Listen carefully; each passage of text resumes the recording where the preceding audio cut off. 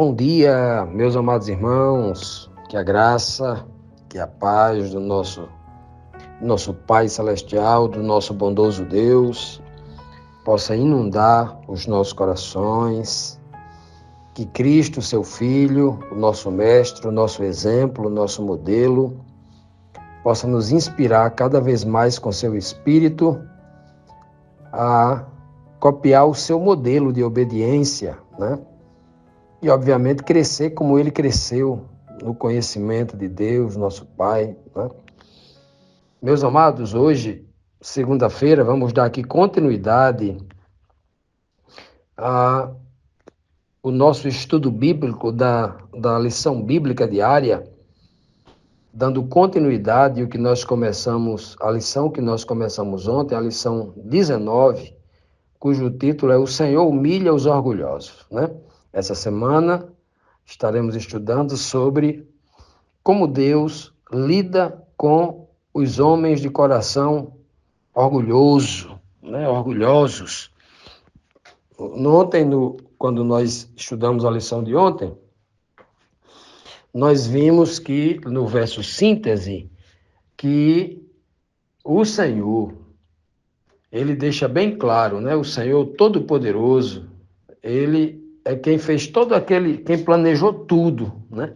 Em relação ao ataque lá a Tiro, ao porto, à cidade, foi ele que planejou tudo com o objetivo claramente de humilhar os orgulhosos, ou seja, trazê-los à realidade, não é? Deus não humilha por humilhar, mas para ensinar, né, as pessoas quem realmente elas são. Ele deixa bem claro que ele rebaixa os poderosos do mundo. Vimos também, na primeira pergunta, que os moradores da Fenícia, a região ali de Tiro, Sidom, né, as redondezas lá, deveriam fugir imediatamente para a Espanha. E ali, né, deveriam chorar de dor, por tudo que aconteceu, né? E deveriam fugir e se refugiar lá na Espanha. Aí, na segunda pergunta, nós vimos também, quando o Senhor disse que Tiro era uma cidade que se achava muito importante, era muito importante. Os moradores de lá se achavam príncipes, né? Eram negociantes, eram comerciantes que negociavam com pessoas do mundo inteiro, né? E aí o Senhor Todo-Poderoso fez este plano justamente para humilhar os orgulhosos de lá. O povo ficou orgulhoso porque se tornaram ricos financeiramente, mas pobre da graça de Deus, do conhecimento de Deus, né, da sabedoria eterna, eles não tinham isso. Então, veio então esse juízo aí para que eles pudessem aprender. Hoje, na terceira pergunta da nossa lição, nós temos aqui o seguinte questionamento: que sugestão dá o profeta Isaías às colônias de Tiro que se refugiariam lá na Espanha, né? E por qual razão ele dá esse conselho? Vamos ver aqui. Isaías 23, versículo 10 e 11 diz assim: moradores das colônias que ficam na Espanha, cultivem as suas terras como se faz nas margens do rio Nilo, lá no Egito, né? Pois o porto de vocês já não existe mais. O Senhor levantou a mão para castigar o mar. Ele derrubou reinos e deu ordem para que as fortalezas da Fenícia fossem destruídas. Vejam bem, que de novo ele ratifica, dizendo claramente que essa ordem foi dele, foi uma permissão de Deus, tem aprovação de Deus para que esse juízo viesse com um grande objetivo. O objetivo era de trazer um grande ensinamento, porque se não fosse assim, o profeta não estaria falando a pessoas que sobreviveram e que agora iriam se refugiar no outro país. Eles foram obrigados a sair de Tiro, sair da Fenícia, né? É a mesma coisa que faz lá no Apocalipse 18 com Babilônia, né? Ele deixa bem claro: sai dela, povo meu.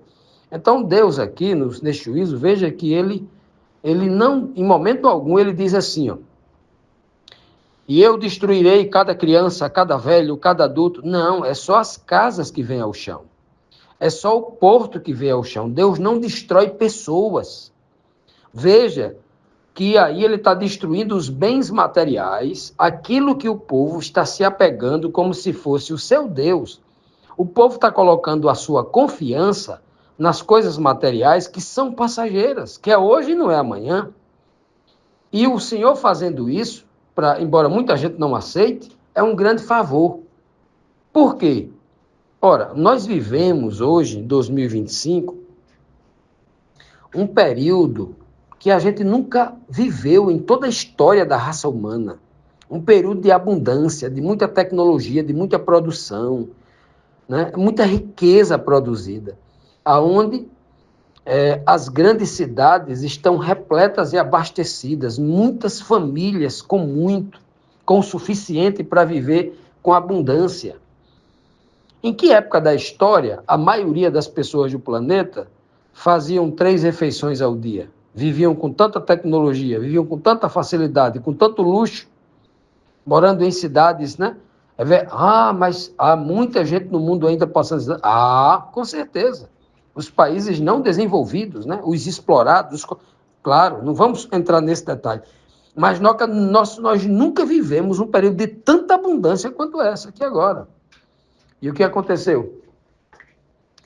Será que lá nas tribos da África e da Ásia, ou daqui da América do Sul, as periferias mais pobres, as favelas, tudinho, né? Dessas favelas e tudo mais, aonde as pessoas, né, têm dificuldade de ter as 3 refeições por dia, né? Ou luta cada dia para ter pelo menos uma refeição em determinadas regiões. Será que essas pessoas estão sofrendo de depressão e de ansiedade?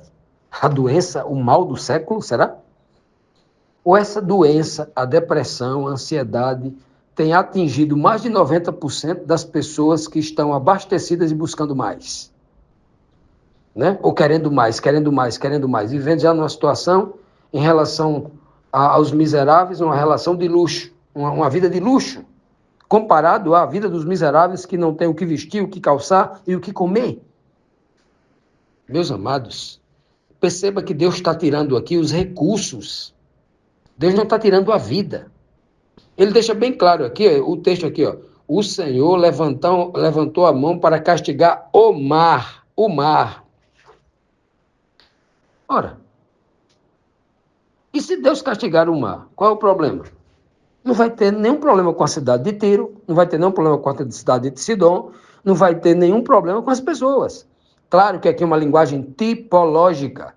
E sempre que ele fala nesta linguagem, e a gente fala muito nisso, preste atenção no que ele está querendo dizer. Quando ele fala aqui do Nilo, plantar aqui como se plantava lá no Egito, ele está transmitindo uma mensagem, né? Está transmitindo uma mensagem muito voltar a umas origens, né? Da produção, da subsistência, ser humilde. Quando ele diz que vai castigar o mar, pergunta ao Apocalipse o que é mar. Apocalipse 17:15 vai dizer que o mar são povos, multidões, nações e línguas. Então, ele pune o mar, o lugar mar, para que as pessoas, as nações, aprendam. Ele está castigando, dando uma lição nas pessoas, tirando delas aquilo que elas colocou a confiança, o seu amor, o seu coração, em coisas enganosas que não poderia preencher o vazio, né? A coisa mais preciosa que o homem, né, procura, que é preencher o vazio que há no seu coração. Então, o Senhor está fazendo isso, não é para destruir, porque se fosse para destruir, não escaparia ninguém lá em Tiro. Morreriam todos. Então, Deus não está com raiva de ninguém. Ele está querendo resgatar. E aí, tem momentos que um pai que vai educar um filho que está usando uma ferramenta, algo para lhe destruir, ele prefere tirar aquilo do filho para que ele não faça mal à sua vida. É assim que Deus está agindo aqui. Continuando, vamos aqui, meus amados, para a próxima pergunta, 4ª. Qual foi a mensagem do Senhor a Sidom? Sidom era a cidade vizinha de Tiro, né? A cidade de Tiro que foi arrasada, né? O que significa os babilônicos terem atacado Tiro. Que mensagem o Senhor está dizendo aqui? Já que, no primeiro momento, quem ataca a cidade de Tiro são os sírios, né? É o que o texto diz aqui em Isaías 23, 12 e 13. Ele disse a Sidom, já que ele falou o tempo todo com Tiro, agora vai falar com Sidom. Ele disse a Sidom, pobre cidade, tão perseguida, pare de se divertir. Mesmo que os seus moradores fujam para Chipre, Chipre é uma ilha, né, no centro do mar Mediterrâneo, fujam para Chipre, não ficarão seguros. Vejam esta cidade, que agora está arrasada. Foram os babilônios e não os assírios que construíram rampas de ataque em volta dela, destruíram as suas fortalezas e deixaram tudo em ruínas. Vejam só, que coisa interessante, né? Ele traz aqui duas informações muito importantes. O Senhor, através do profeta Isaías, está trazendo aqui duas informações importantíssimas, reveladoras, como se ele estivesse dando explicações, o porquê de ele ter agido desta forma de juízo. A primeira que ele diz aqui é uma exortação. Ele está dizendo assim para o povo lá de Sidom: parem de se divertir. Aí nós temos aqui alguns questionamentos a serem feitos, né? Com esta frase dita pela boca do Senhor. Vamos lá. Primeira, Deus não gosta que o seu povo se divirta, fique feliz? Não, não é isso. Deus não gosta de ver o seu filho feliz, brincando, sorrindo, fazendo uma brincadeira saudável? Claro que Deus gosta, Deus ama isso, todo pai gosta disso. Se um pai fica feliz e tranquilo, é ver o seu filho saudável, brincando, a brincadeira saudável com outros meninos, crescendo, se relacionando, né? Se socializando de maneira saudável. Isso é maravilhoso, isso é agradável demais para os pais ver isso. Senão os pais não sacrificavam tanto pegando os filhos para sair no dia de domingo para um parque, no feriado e tal, para ver os filhos felizes, brincando. Quando Deus diz aqui para Sidom, pare de se divertir, é porque a diversão deles é aquilo que nos dias modernos chamam de curtição. Curtição é aquilo que muita gente faz hoje, de forma irresponsável, sem conhecer Deus, sem conhecer a verdade, sem conhecer as consequências disto. Eu vou para uma balada à noite, vou beber todo, eu vou realmente vou atacar o meu corpo, atacar o meu fígado, atacar o meu cérebro, vou ficar inebriado por um tempo, vou parar de vigiar, eu vou colocar minha vida em risco, vou sair com, né? Eu vou fazer isso e isso, vou me permitir me deitar com qualquer uma ou com qualquer um, ter relação sexual sem compromisso, brincar com os meus sentimentos, eu não sei as consequências, eu sou jovem demais, não sei quais as consequências disso daqui a 45 anos, daqui a 30 anos, então eu vou brincar com o sentimento daquela pessoa, que eu vou ter uma relação com ela profunda, uma relação física profunda, que envolve sentimentos, vou brincar com a cabeça dela, né? Ela vai brincar com a minha, e eu vou me permitir a entrar nessas aventuras. Não quero nem saber se tem alguma doença, uma DST, né? Uma doença sexualmente transmissível. Estou nem aí. Eu vou me arriscar, porque eu gosto da adrenalina. Olha, isso é o dia atual, que é pior do que o de antigamente. Mas quando Deus diz pare de se divertir, Ele está falando desse tipo de diversão. Desse tipo de coisa que eles estavam fazendo.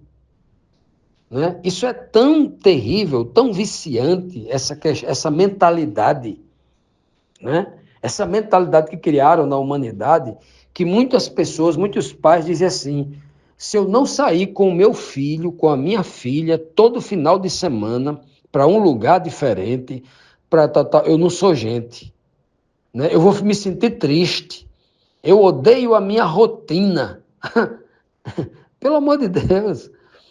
Se o homem odeia a sua rotina, tem algo errado com ele. Ele tem que entender que a felicidade tem que estar naquela rotina. Se a rotina dele traz infelicidade, se ele não aguenta mais estar vivendo a sua rotina, é porque tem algo errado com ele, com a cabeça dele, ele não entendeu. Ele não foi preenchido pela verdadeira sabedoria ainda. Pois bem, o povo de Sidom estava vivendo desta forma. Não entenderam, né? Se tornaram viciados em aventura. E agora eles só viviam dependendo daquilo. A sociedade moderna, consumista, tornou-se escrava disto, né? Então, este apelo aqui, olha só, serve muito mais para os nossos dias e muito menos para o povo lá de Sidom, há 600 anos antes de Cristo. Muito mais para nós hoje. E ele dizendo assim, olha, preste atenção, vocês estão colocando culpa nessa invasão nos assírios? Não foi os assírios, não, foram os babilônios. Ué, mas não foram os assírios? Por que o senhor está dizendo que foram os babilônios? Por que ele está dizendo isso? Ah, porque a mensagem é espiritual. Olha, a espada, a lança, a invasão foi de soldados assírios. Mas o costume, a rebelião lá de Babel, lá depois do dilúvio, lá de Nimrod, lá de Gênesis, o espírito de Babilônia, eu quero me divertir adoidado. Esse espírito do consumismo, o espírito da idolatria, esse espírito tem um princípio lá, Babilônia, Babel, aqueles que se rebelaram contra Deus. Não confiamos nesse Deus, ele vai mandar chuva e dilúvio, vamos fazer uma torre que vai tocar o céu, vamos rebelar contra ele. Por que nós lemos no Apocalipse 18, que é Babilônia, a última figura que Deus vai destruir?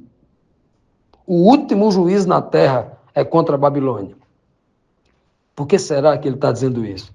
Porque esse espírito ainda vive, o espírito da rebelião. Babel quer dizer confusão. Aí tem muito aí, né? Confusão doutrinária, confusão religiosa. São muitas confusões que não impedem o povo de enxergar o Deus verdadeiro, de aprender a verdade de Deus que liberta, que salva, etc.